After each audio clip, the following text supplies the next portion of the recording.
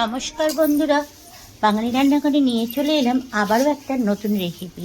আজকে বানাচ্ছি পুঁই শাকের ঘ্যাট। আর তার জন্য কী কী লাগছে দেখে নাও।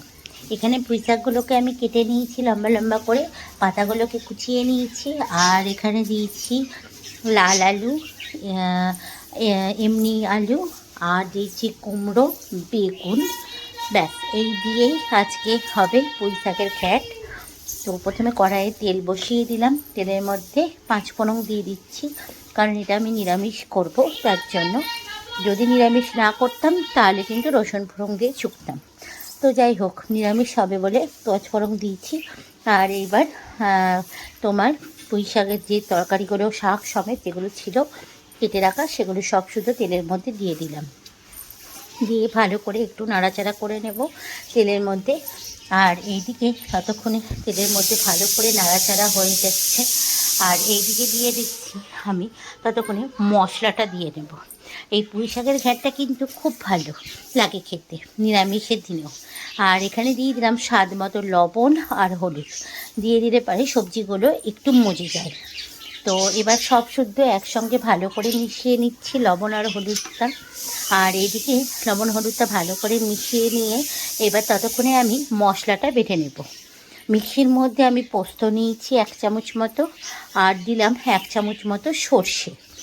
আর এখানে 2 থেকে 3টে কাঁচা লঙ্কা ইউজ করছি। এবার সব শুদ্ধ একসঙ্গে ভালো করে বেটে দেবো।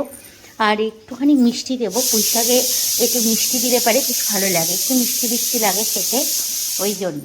তো এবার আমি সব শুদ্ধ ভালো করে বেটে নিয়ে এবার মশলার সঙ্গে আমি পুঁই শাকটাকে ভালো করে মিশিয়ে নিচ্ছি।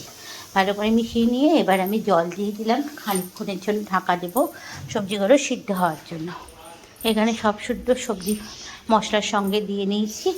আর এখন এবার ভালো করে ঢাকা দিয়ে দিব একটু সিদ্ধ হওয়ার জন্য, মিনিট 5-10 মতো সিদ্ধ হওয়ার জন্য। তো এইদিকে দেখো সব সবজিগুলো আমার সিদ্ধ হয়ে গেছে, আর কতটা সুন্দর লাগছে দেখতে। তো আর একটু সবজিগুলো সিদ্ধ হবে, তার জন্য আরেকটু ঢাকা দেবো আর একটুখানি ঘেঁটে দেবো, তাহলে বেশ ভালো লাগবে দেখতে। তো এদিকে রান্নাটা আমার অনেকটাই হয়ে এসছে। পুঁই শাকের এই তরকারিটা তোমাদের কেমন লাগলো কমেন্টস করে জানাবে। আর ওপর থেকে এই ভাজা মশলাটা দিয়ে দিলাম। ভাজা মশলাটা তোমরা আমার আগেকার রান্নাতেও দেখেছো যে সবসময় আমি নিরামিষের দিনে একটা ভাজা মশলা ইউজ করি। এই ভাজা মশলাটা সবসময় আমার স্টোর করাই থাকে। তো ওই ভাজা মশলাটা ওপর থেকে দিয়ে দিলাম। তো রেডি হয়ে গেছে পুঁই শাকের ঘ্যাট। তাহলে এই রেসিপিটা তোমাদের কেমন লাগলো বন্ধুরা, অতি অবশ্যই কমেন্টস করো, ভালো লাগলে লাইক করো। দেখা হচ্ছে নেক্সট ভিডিওতে।